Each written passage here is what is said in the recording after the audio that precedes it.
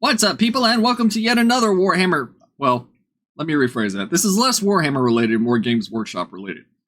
And I know, beating this to death, but this is a different topic. And I know I'm still going to have people screeching at me in the comments because they don't like my opinion, but that's fine, because I genuinely don't care.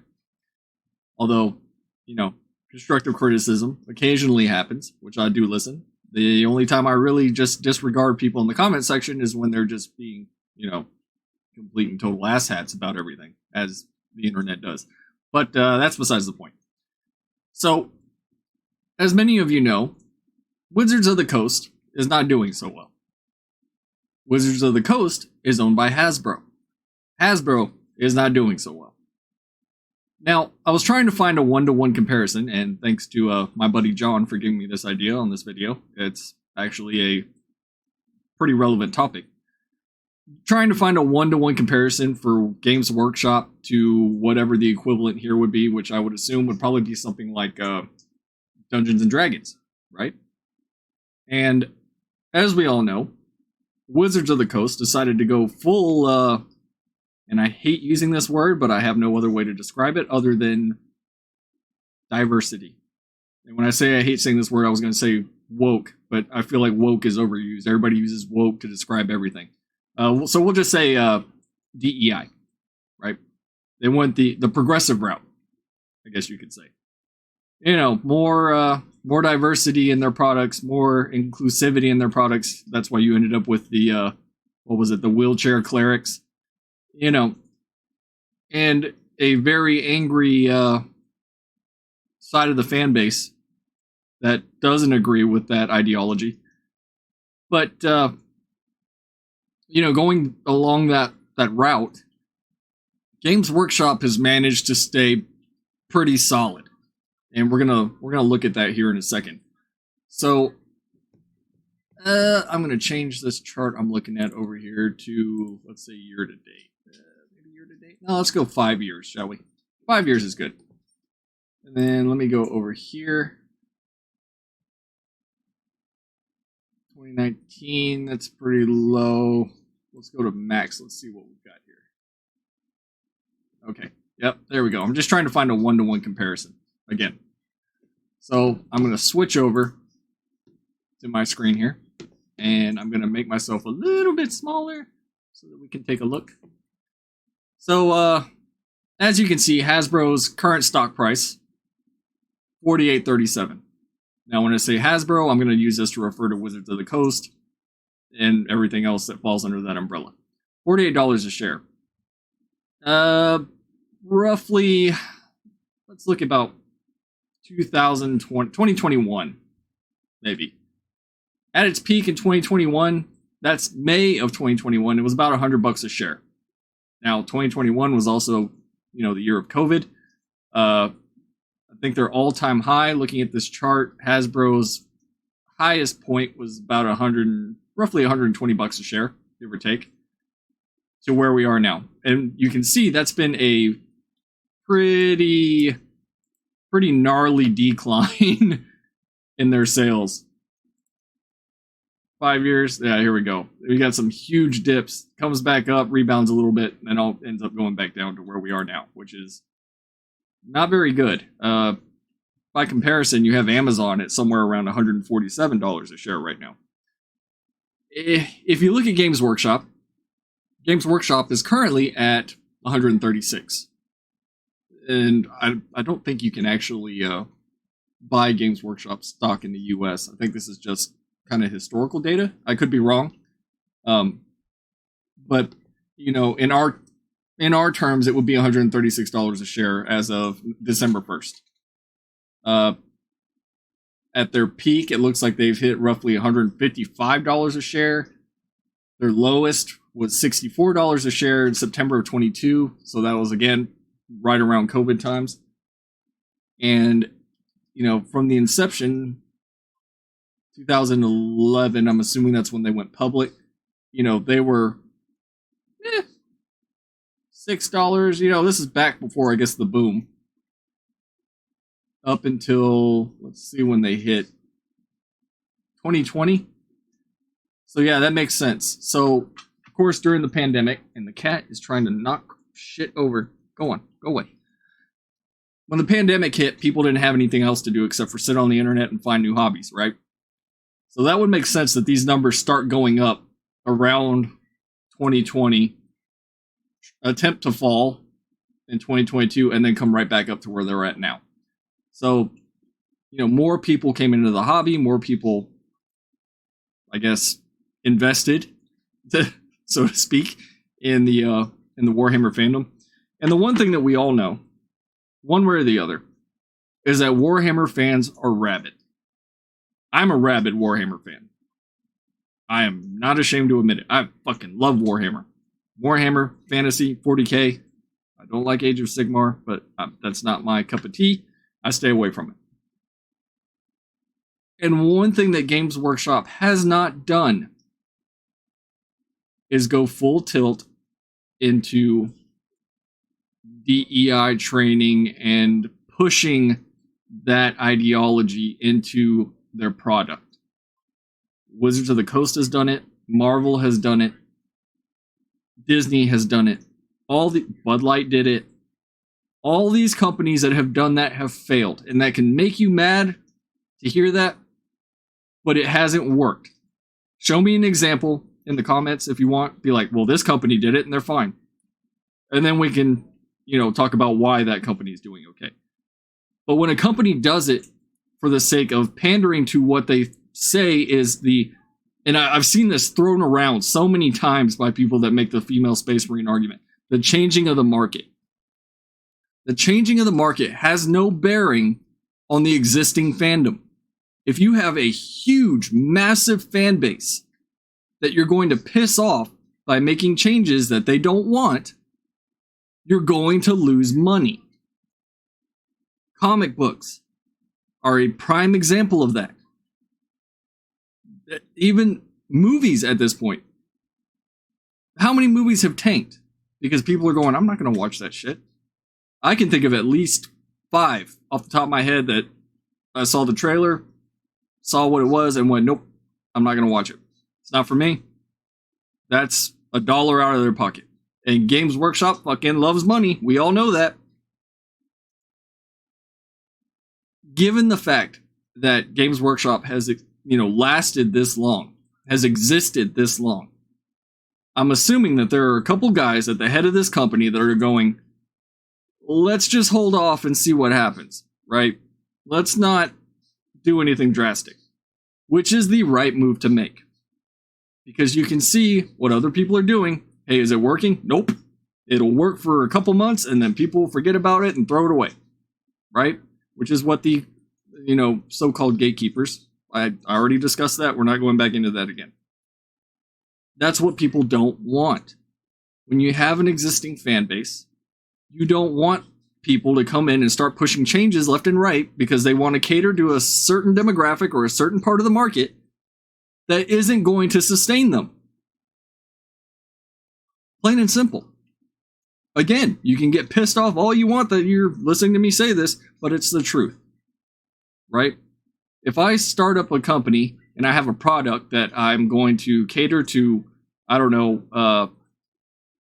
specifically middle-aged, male, upper middle class guys, right? And my product is for them. And all of a sudden I turn around and I go, all right, I'm going to introduce ladies' underwear. Those guys probably aren't going to buy it. Unless I do something smart in order to encourage my already existing fan base to either get other people to buy it or, maybe buy it for their spouses or girlfriends or whatever. But that only works if the existing clients or the existing client base are willing to assist in that change of demographic, right? So it's kind of a double-edged sword. It could work. It absolutely could work. Like I said, if Games Workshop did it right when it comes to the whole female Space Marine argument and they decided, all right, this is how it happens, this is how it's done, yes, it's going to piss a lot of people off. And a lot of those people will probably quit the hobby. But the people that still stick with it will obviously try to encourage new people to get into it, right? The problem is that it has been overwhelming that the existing fan base for Warhammer 40k does not want female Space Marines. In every single poll I've seen, unless it's some little echo chamber of, a guy and his rabid followers, the results have been no. So there's no, from a Games Workshop standpoint, there's no, what's the word I'm looking for here? There's no incentive to do it, right? Because they don't have to. They already have the rabid fan base that's buying the product that they're putting out. And, if that fan base that doesn't want the female Space Marines is loud enough, which they are, the smart thing to do would be like, all right, we're not going to do that. Plain and simple. From a business standpoint, it has nothing to do with all the DEI shit. It's from a business standpoint. Is this going to make us money? Probably not. All right. Not going to happen. They've tried that already. That's one of the examples that people like throwing out there is that, that knockoff Rogue Trader that was back in the 80s or whatever had Sisters of Battle, Proto Sisters of Battle that they like saying were female Space Marines that were ugly as sin. It didn't make them any money. And it probably won't make them money now. Because most females that are in the hobby are probably already in the hobby and doing their own thing, right? When my wife decided she wanted to get into Warhammer with me, first thing she saw, Sisters of Battle, that's what she went with. Now she wants to mess around with demons. So, again, looking at this from a business standpoint, that is why you have Wizards of the Coast on the left there at $48 a share versus Games Workshop at $136. Now, one of the... I'm going to grab the tiny demon here. My little Cornate Berserker. Yeah, that's you. So, looking at Hasbro, Wizards of the Coast, I'm going to bring up this article here. Hasbro laying off 1,100 employees. 1,100. That's 20%, almost 20% of its workforce, right? That is a huge loss to both those employees and the company. And there's a reason for that. There is a schism in the D&D community that occurred because Wizards of the Coast, Dungeons and Dragons, wanted to try and bring in this new demographic and start, blasting everybody, existing fans, the hobby itself, etc., just a complete overhaul.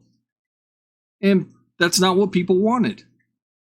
Now, to make the argument for Games Workshop, if an overwhelming amount of the fandom was saying, hey, female Space Marines would probably be okay, I'm pretty sure Games Workshop would happily do it tomorrow, right? But that's not the case. It just isn't. And, given the fact that you always try to hear these people explain it not from a business standpoint, but from an emotional standpoint, right? Outside of the whole changing of the market thing that doesn't make any sense at all whatsoever. The market's not changing. The market's already there, right? So that point is irrelevant. But Games Workshop, they do okay. With the exception of this one little tiny slump right here, which, that's post-COVID, right? Up until outside of COVID. So there's an explanation for this dip, and now it's going back up. Why?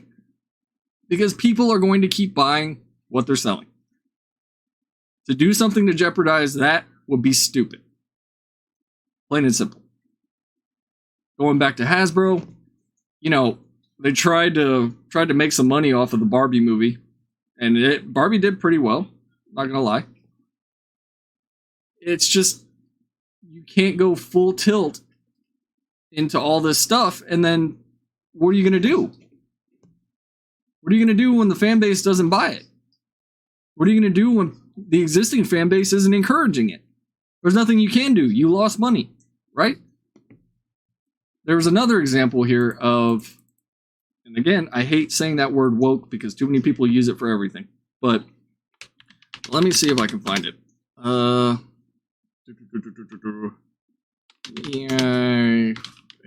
failure. Let's see if I can find an actual Bloomberg article here. I'm pretty sure.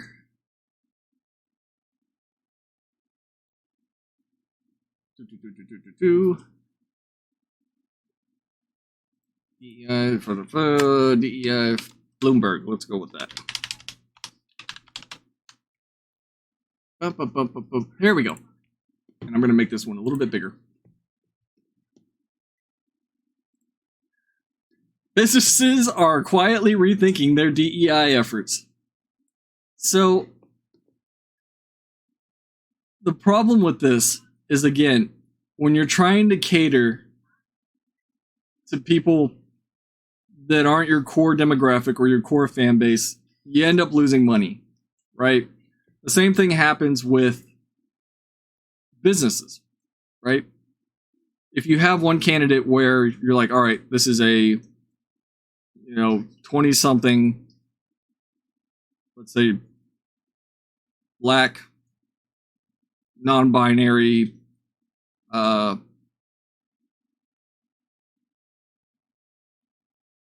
lesbian. There's three things for marginalization. You have these three things who say only has an associate's degree in business, right? Let's say you have a 30-something guy, white, for the sake of it, straight, blonde dude, right? He comes in same time. And then you're stuck between these two candidates, and this guy has a master's degree in business, right? You skip over the higher candidate for the one that has less qualifications just to check a box, right? Now, of course, if it were the opposite and it was a black, non-binary, lesbian with a master's degree and a middle-aged white guy with an associate's, you would obviously go with that candidate because that's the more qualified candidate. And if you're lucky, they check all the boxes. But when all you're trying to do is check boxes, you're losing out. Plain and simple. You're losing out on qualified candidates that would probably do your business better. That's one of the reasons that the company I work for has done so well, to be honest. There is an article right here, and we can look at it. Warhammer Games Workshop pays staff $2,500 bonus, or £2,500 bonus. But $450 million knocked off market cap as shares tumble. And the shares didn't really tumble. This is kind of misleading. Their shares seem to be doing okay, given that chart we just looked at. Numbers were consistent with our full year forecast. I mean, I hate when they do this. The fact is they're doing okay, but they always want to make it sound worse. And they do that with a lot of stuff, and that's just to push stock. And I take financial websites with a grain of salt. The fact is they're doing okay. The fan base is there, the money's there. Even now, when people are falling on hard times and the economy's shit here in the U.S., they're still making money hand over fist. They have a decent product that I happen to like, so I spend a lot of money on it. That's how it goes. But, we're getting off topic here. The point of the matter is, Games Workshop hasn't gone full tilt into stuff. The Warhammer universe is already diverse, right? There are already strong female characters. There are already characters that are people of color. You can see that in a lot of their artwork, even in descriptions in the books. Guess what? Nobody cares. Nobody cares. Why? Because it's a part of the lore. It's part of the canon, and they're well-written characters. So what's there not to like, right? People want to turn around and be like, well, if you don't want this thing, then you're a bigot and a racist and blah, blah, blah, blah, blah, blah. That's not true. You can have all of these things. If it's well written, it makes sense. People are going to be okay with it. Right? But because they want this one niche thing, when I say them, I mean the part of the fandom that keeps screeching every other day about female Space Marines, because they want this one niche thing that they're not getting, and they're probably not going to get. All of a sudden, everything is terrible, all the characters are awful, the fandom's awful, the setting's awful, the Emperor of Mankind is actually Hitler reincarnated, and Space Marines are genocidal maniacs that nobody likes.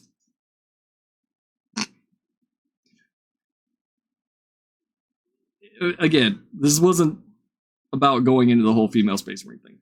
What it was, the main focus of this video is a comparison of a business that knows what it's doing and knows its core audience versus a business that is trying to bring in a new audience and trying to completely revamp that audience and force that audience into doing things that they probably don't want to do. So, you made it this far. As always, thank you for watching. I know a lot of y'all have just recently, subscribed to my channel. I'm trying to keep this going here, and normally I slack off a lot on my videos. I just do them whenever I feel like it. This actually was a pretty relevant topic concerning the Hasbro thing just happened, and yeah. Thanks for watching, everybody. Hopefully this makes sense, and I won't have incoherent screeching in my comments, but I probably will anyway. So, till next time, buy more Warhammer stuff.